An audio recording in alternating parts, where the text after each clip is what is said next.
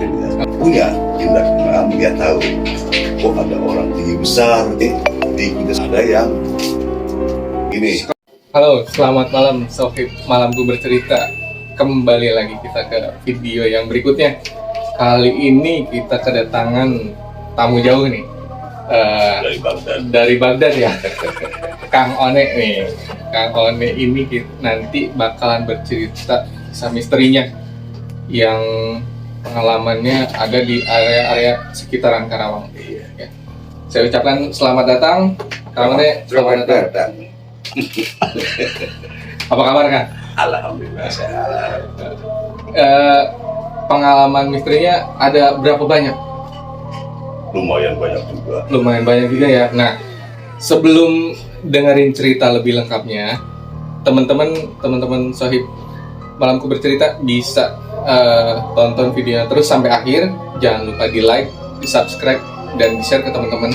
Terima kasih yang udah nonton. Ya, kita lanjut langsung ke Kang One ya ceritanya ya.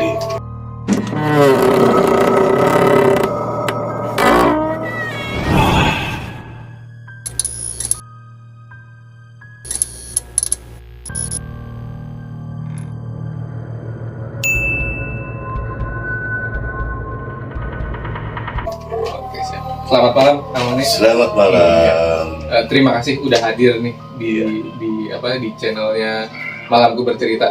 Kali ini Kang One ini bakalan bercerita tentang pengalaman misterinya di area-area Karawang ini.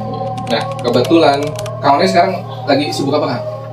Ya sibuk biasa broadcaster.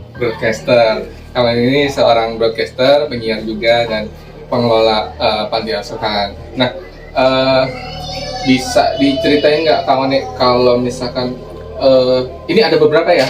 Iya. Ini bercanda mulu nih Kang. Ini ada beberapa kisah misteri ya yang dialamin langsung sama Kang One ya. Boleh diceritain Kang, awal mulanya kenapa sih? Awal itu pertama ada satu problem keluarga ya. Dari problem keluarga ini, iya betul, problem keluarga ingin menyatukan lagi antara saudara sendiri, ya adik ya dengan suaminya, disatukan. Nah ceritanya itu dibawalah oleh salah seorang di sana ada gitu kan, ada orang kita yang bisa menyatukan, walaupun itu hanya syariat, tapi hakikatnya Allah. Betul. Nah singkat cerita waktu itu berangkat sama istri dari rumah nih, waktu hari Jumat, malam Jumat, Kamis malam, sekitar tahun 2015-an lah. Oh, berarti kurang lebih sekitar 8 tahunan yang lalu ya? 8 tahun yang lalu, betul. Nah, di sana kita berangkat, walaupun cuaca agak sedikit dingin. Nah, kita menggunakan motor yang baru ngambil dari dia lah. Motor angsuran. Itu motor baru kita pakai seolah-olah tes ya.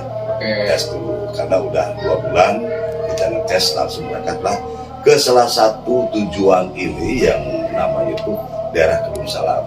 Oh, Kedung Salam itu ada di area daerah Karawang, betul. Dari Lamaran lurus ke sana, yang untuk Rawa Gede. Ya. Nah dari sanalah ketemu dengan seorang ajengan namanya Haji Aklah ya. Iya, oke. Nah, Pak Haji ini sambil cerita banyak tentang masalah-masalah keluarga, tentang masalah luar yang di luar nalar. Nah, dari situ kita bicara masalah situasi kondisi yang menyangkut masalah keluarga ya, yang ingin saya satukan antara adik dengan suaminya nih. Nah, tujuannya itu ya. Tujuannya itu. Ya. Karena kita sholat tujuan mulia ya. Berhubung yang datang orang soleh, alhamdulillah. Yang ketawa itu biasa. Jadi waktu itu ketemulah dengan Bapak Adengan yang bernama Bapak Haji A. Beliau bicara, insya Allah semoga Allah meridhoi antara hubungan saudara Kang ya yang rumah itu dengan suaminya. Nah, waktu itu ada ritual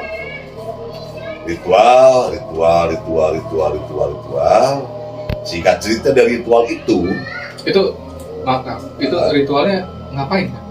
Ritual itu ya intinya munajat sama Allah, bermunajat sama Allah, seolah mencoba hatinya si perempuan dan suami ini, ya, yang cewek dan lakinya ini supaya bisa.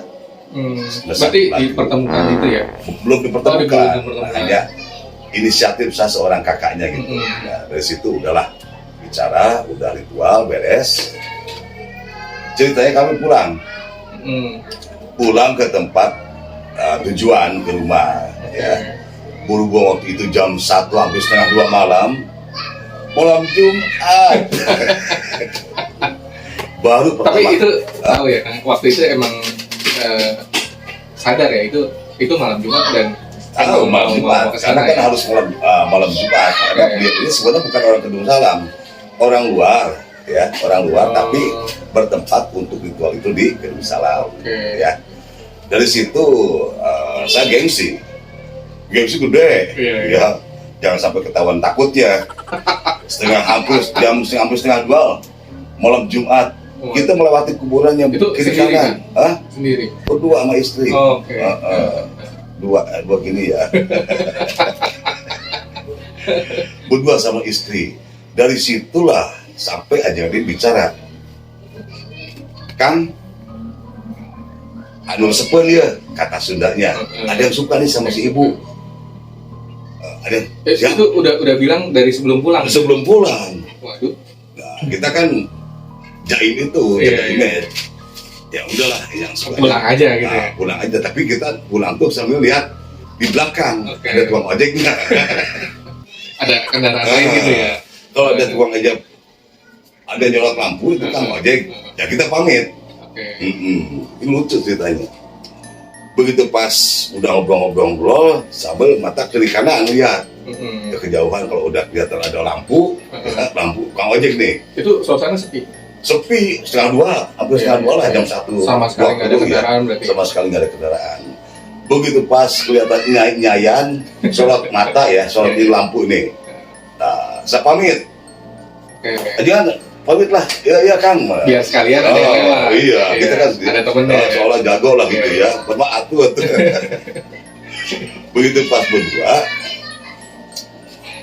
di situ tukang ojek mendekati. Nah, kita udah siap-siap gas nih. Assalamualaikum, salam. Udah kita cerita pulang. Ibunya tukang ojek. Sebelum lewat kuburan 2 itu, ya, tukang ojek ternyata rumahnya di belakang kuburan. Udah berhenti? Iya, udah belok kiri, ya. Astagfirullahaladzim, kok rumahnya di sini? Akhirnya menguatkan diri, berangkat lah. Tetap jalan, tapi dirasakan itu motor berat. Nggak kayak biasanya. Nggak biasanya motor baru ya. Betul. Itu istri saya begini, sambil nunduk ya, bengong kenceng, saking takutnya, karena jalan jelek, kiri kanan kan rumah masa depan. Iya. Kuburan semua. LMD tuh. Dari situ udah, wah, saya mau ngomong aja. Ngomong nggak beraturan ngomong gitu. Kata istri, udah jangan ngomong terus. Itu menghilangkan rasa takut. Karena apa? Karena yang saya bawa motor ini seolah berat. Iya. Udah berasa berarti ya? Udah berasa. Itu banyak wangi-wangian yang tercium. Biar agak nggak takut, padahal takut, bahas yang lain. Ngoceh biasanya. Pasti soib-soib malam gue bercerita pasti pernah ngalamin lah kejadian-kejadian kayak gini lah ya. Pasti. Nah, yang saya merinding itu wanginya. Wangi nggak ada lah di pasaran wanginya tuh. Wangi, bener-bener wangi. Pertama penciuman ya, dengan bau wangian itu sepanjang jalan. Lewat RMD lagi kan, ya. Suasana malam Jumat, sepi gitu, sepi. Kedua, motor berat dipakainya. Nggak bisa dikebut. Sama sekali nggak bisa digas. Jalan kan jelek. Oh iya. Untung kita memegang gabi ini pakainya, tetap gini. Dari situ udah, nah pertengahan kuburan, isi saya cangkel ya. Apa cangkel itu bahasa Indonesia-nya? Pegel. Mau pindah ke sini, nepak ini Allahu Akbar, la ilaha illallah, Allahu Akbar. Itu siapa yang Istri sendiri yang Oh. apa ke sini, karena pegal begini terus kan, mau pindah ke sini, pegang ini. Pas tengah malam, tengah kuburan, pikiran kemana-mana. Iya. Siapa yang ngatur?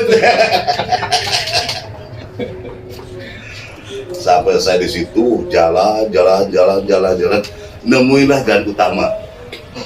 itu lama tuh sepanjang yang jalan Lama. Iya. Kenapa? Karena sayang, pertama motor baru, Iya, jalan kedua jelek. jalan jelek, walaupun berat juga, yang namanya beban ya, bawa Iya. beban motor itu pasti enggak, suaranya beda. Iya, betul. Nah seperti itu. Nah jadi di situ pikiran udah kacau kemana-mana. Pokoknya diupayakan jangan sampai jatuh aja. Ya kita ditipu sama tukang ojek lagi. Iya. Dikiranya ke depan, ternyata rumahnya di situ kan. Waduh.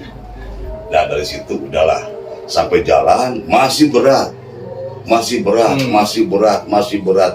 Begitu pas Itu udah di jalan raya masih berat juga. masih berat, Wah, masih berat itu. Nah itu yang di luar nalar itu.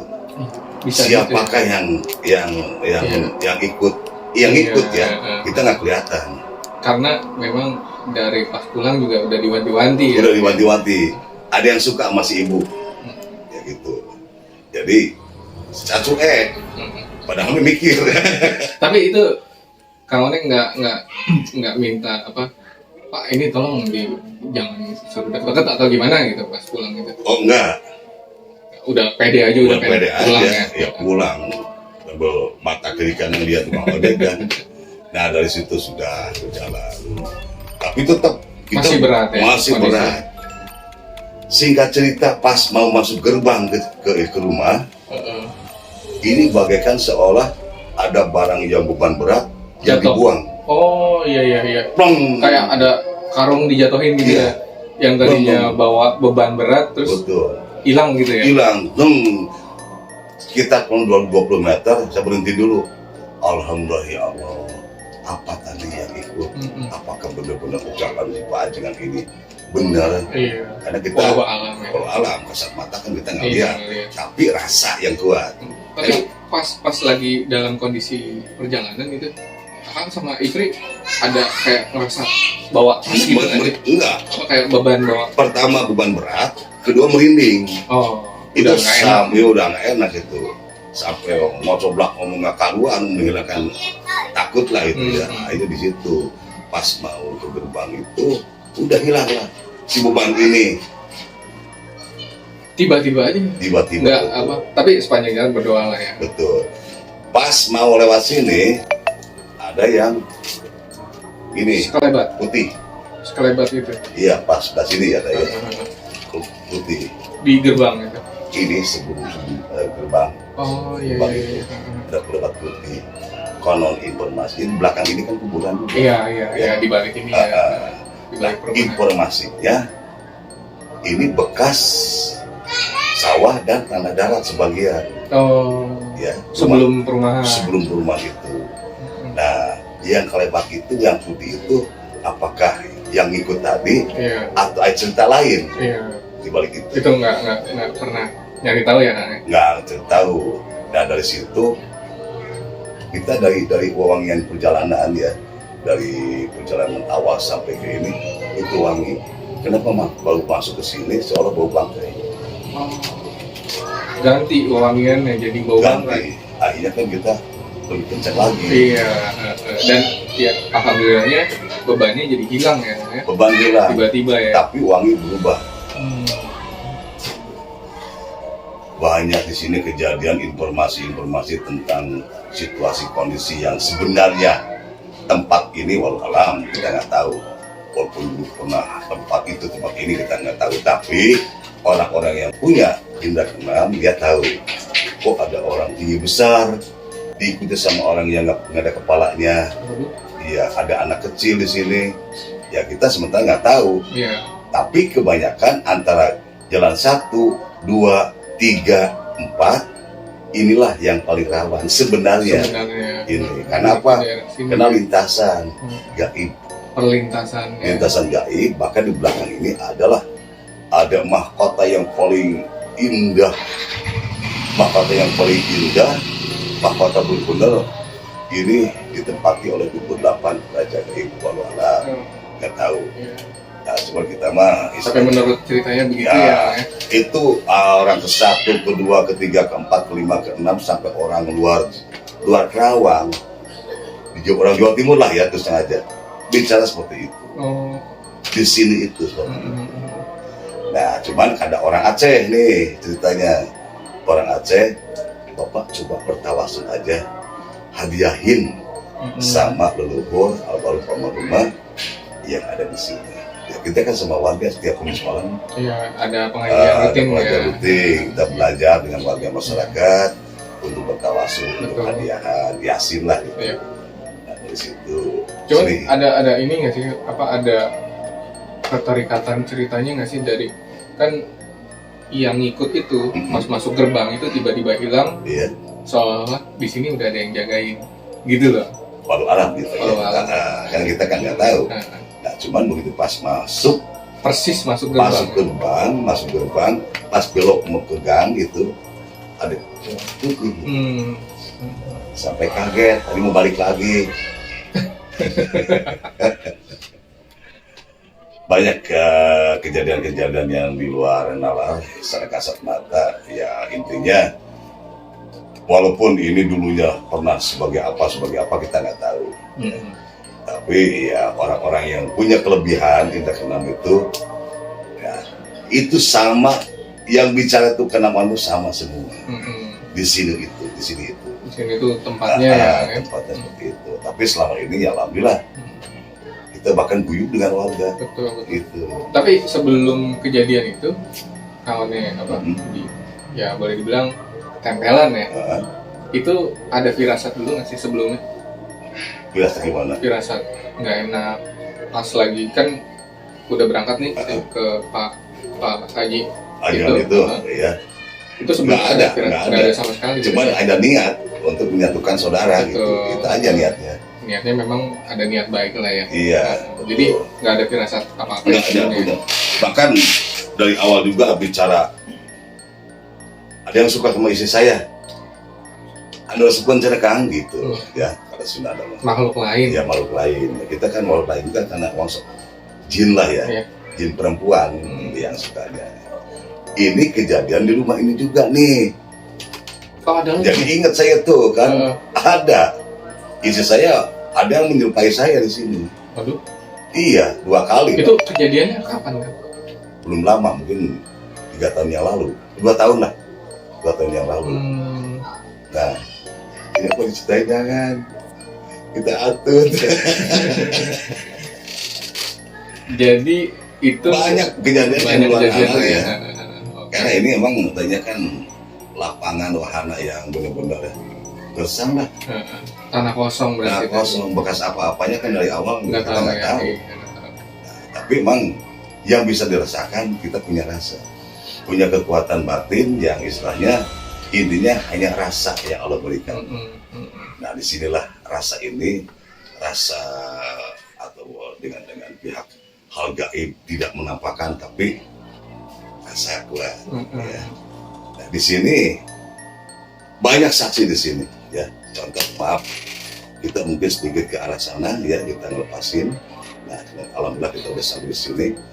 Di rumah ini pertama 2 kali menyerupai saya. Oke. Ya, istri saya itu pertama saya bawa motor ke sini, ternyata saya pulang jam 9. Tapi habis maghrib ternyata saya itu di sini. Ada di sini. Ada di sini. Tapi motor nggak ada. 1, kedua, habis dicekcok dengan istri, ya, saya dengan istri, saya mandi jam 12 malam. Nah, karena cekcok ini namanya istri kadang-kadang suka nangis. Iya. Ya. Agak. Begitu pas mandi, saya ngerok janggot, kelewat, saya panggil, ma, kok nggak ada? Nah, ternyata yang bawa bekas teh celup yang bisa untuk menstabilkan kelopak mata, itu saya bawa, ngasih sama istri saya tuh. Sementara saya lagi mandi. Sempat ngasih barang. Iya, sesuatu itu. Ya? Nah, juga kan? itu di sini. Ya akhirnya ada teman yang sedikit tikap lah ya, tikap, dia punya niat baik. Akhirnya saya suruh beli pertama deogan kelapa, Iya, kelapa hijau. kedua carikan telur ayam kampung, ketiga kembang jerupa, ya, apalagi udah waktu itu. Yang namanya telur ayam kampung tipis, di atas simpen, di atas deogan, terbang ke bawah, tapi nggak pecah. Keluar darah lagi. Di sini tempatnya. Itu yang lihat ada beberapa orang. Banyak yang lihat. Loh, gitu. Nah, si telur itu nggak pecah. Sebelum dia baca ayat kursi, dia baca semua, udah beres, ambillah, dikasih semacam garam yang pakai air. Nah, istri ini langsung nyapretin ya, cipratin ke kamar mandi. Begitu pas ke tempat ini, dekat kulkas itu, pingsan di saya tuh. Ada yang ngorok di situ, yang tidur. Masya Allah. Nah, udah gitu saya lari langsung jepret lagi, udah ke pinggir-pinggir langsung keluar. Itu apa, nyerupainnya utuh itu Kang? Suara saya di situ. Oh. Yang ngorok saya. Nah, begitu pas jepret keluar, ada yang lihat, kok ada kayak semacam bola api keluar dari rumah ini. Kata Ustadz, alhamdulillah Pak, udah keluar, mudah-mudahan Allah melindungi Bapak dan keluarga. Amin. Kejadian di sini. Ini bukan yang di rumah ini, sepanjang ini jalan tuh banyak. Kejadian. Jadi akhirnya saya ingat sama orang Aceh, Bapak rajin tawasul, dan baca Yasin. Insya Allah mudah-mudahan. Ada yang lucu lagi, itu hujan angin nih, ya. Ini beda lagi kejadiannya. Beda kejadian lagi. Pas hujan angin, di sini ada yang buat rumah lantai 2, pakai kanopi sepanjang 4 meter, lebar 3 meter. Kelihatan gede kan? Dengan tulang-tulangnya besi baja ringan tuh, ya. Hujan angin, kokoh lah itu ya. Kokoh. Lepas hujan angin, tapi tidak menimpa tempat majlis taklim. Jadi wah, berkelayangan di atas. Ini rumah ya, ini rumah nih. Si ini enggak begitu. Plak.